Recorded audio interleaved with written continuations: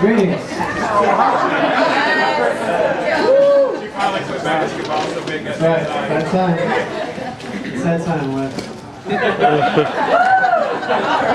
I'm waiting 19 years for this guy. Small.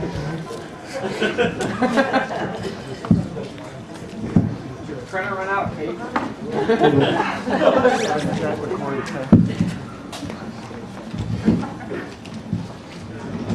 All right, special thanks to the father, mother of the bride. This beautiful wedding. The Rathmans was awesome. Saying awesome food. Yeah. Father and mother of the groom. Just thanks to all the bridesmaids for looking so good.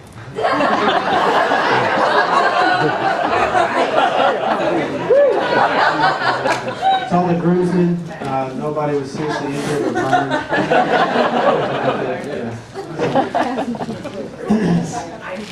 All right, let's begin the speech. Some say that today is a happy day. When one says, I guess that's true. But for the majority of all eligible bachelors out there, I'm sure that you would agree that today is a sad day. Because today, Erica has been taken off the market. And for that, we men grieve bitterly.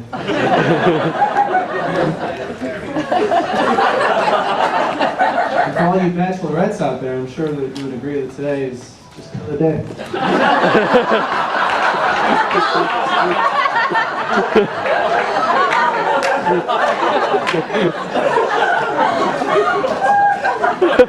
Now, traditionally, it is customary for the best man to share embarrassing stories about the groom. And since Wes and I went to the same preschool, elementary, high school, same baseball team, we're roommates in college, rackmates in boot camp, and we work the same jobs, I want you to know that I have a lot of dirt on Wes. But no, that's beneath me. I'm not going to do that. I always try not to be cruel and unusual, and I don't want to put Wes through that. I'm above all that. I'm not going to tell you about the time in middle school when we pretended to be Boy Scouts and went door to door selling Band-Aids to the elderly. In exchange for some quick cash. I said it's National Red Cross Day. I'm not going to tell you about the time we lit Wes's pajamas on fire in college with rubbing alcohol, and then he had to jump in the school fountain to put it out. Yeah, I have video footage. I'm not going to tell you about the time when Wes knocked himself out cold with an aerosol can while trying to kill a spider that jumped on his face.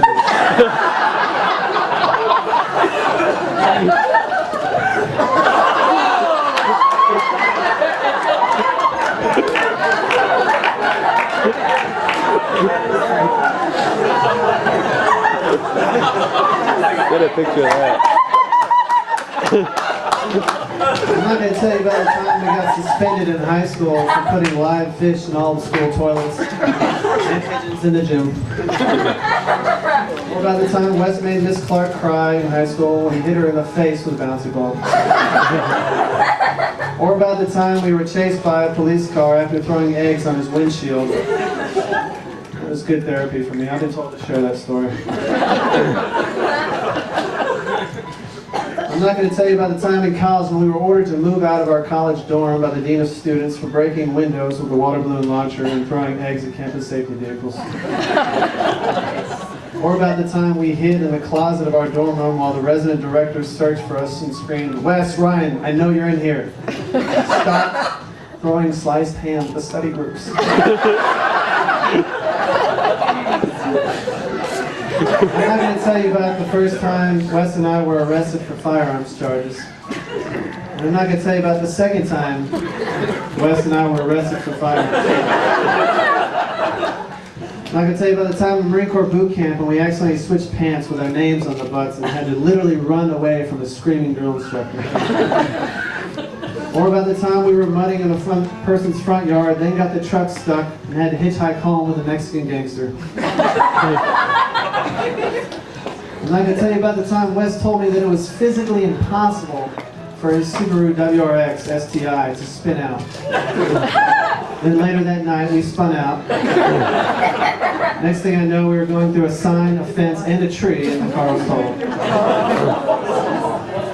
As a matter of fact, Wes has almost gotten me killed 11 times in my life. 11. That's the best man. Lord knows his guardian angels have been on the ball. I'm not going to tell you about the time in college when Wes crapped his pants. And then try to tell me that it didn't happen. I was like, Wes, what just dropped out of your shorts? And he was like, that didn't happen. Don't tell me it didn't have to see it right there. It's on the floor. And he said, no, it dropped out without hitting my shorts. I'm like, what do you mean? You mean it took a right angle in the air? How does that happen?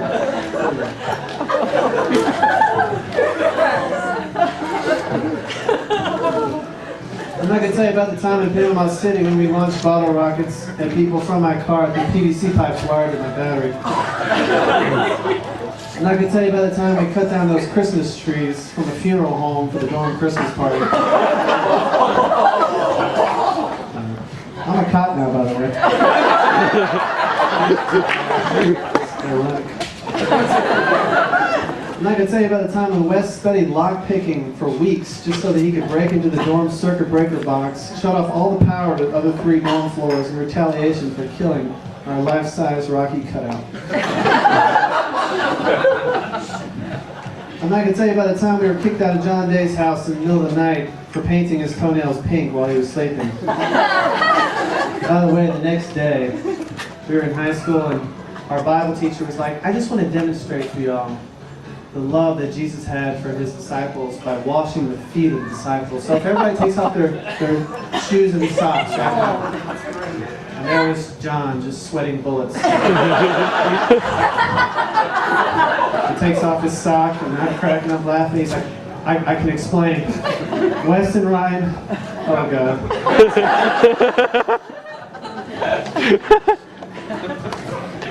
I'm not going to tell you about the time me and Court pretended to be Wes's bodyguards at the mall and everybody thought Wes was a celebrity.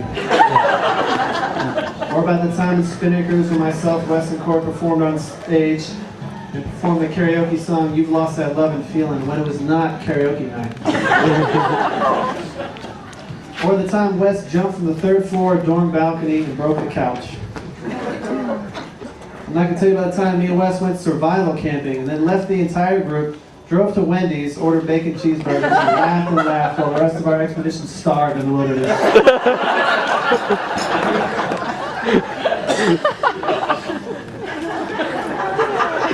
I'm not going to tell you about the time we were tubing at the lake and Wes lost his swim trunks, but then continued to hold on to the rope for another half a mile, and had to swim a half mile back, butt naked in front of everybody at the lake just to find his pants.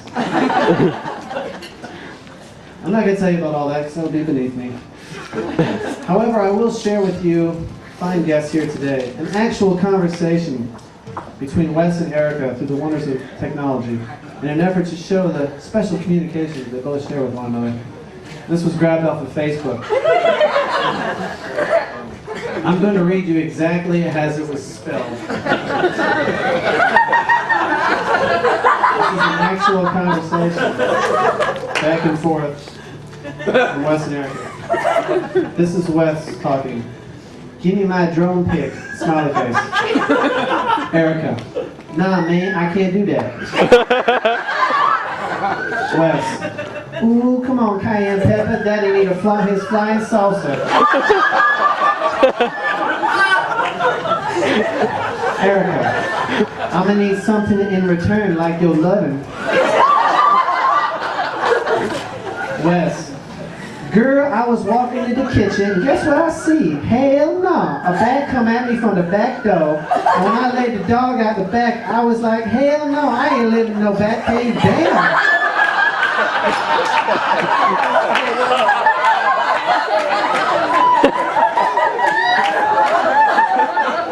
There's more. Erica, use cray-cray food.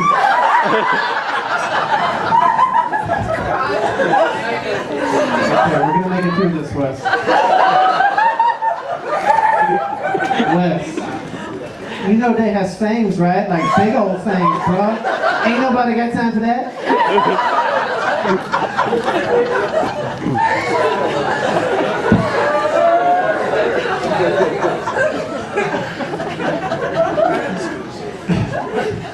This is just one of the many reasons that Wes and Erica are perfect for me.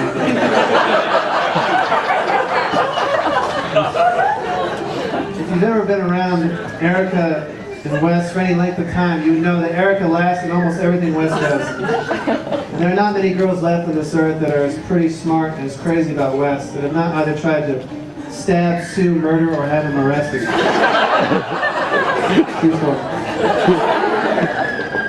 And anyone that can put up with Wes for that long has to be a special person. Being a police officer for 4 years has taught me many valuable lessons about love and marriage. So if I could have all the couples in the room just turn and face each other right now. Just look deeply into each other's eyes. Now statistically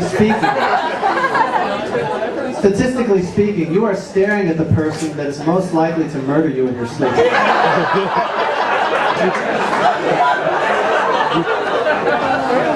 So never go to bed angry. Never raise your voice at Erica. We all know how much Erica deserved to marry a guy who really is funny and smart and good looking. So thank God she married you, Wes. Before she could find that guy.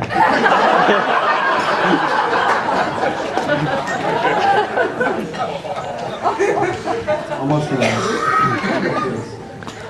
Wes, let me just say how lucky you are, because after today, you walk out of here having gained a gorgeous wife who is funny, smart, caring, a wife that is genuinely fun to be around, and that lights up the room whenever she goes in. And Erica, let me say how lucky you are, because you leave here today having gained a gorgeous dress and a lovely bouquet of flowers.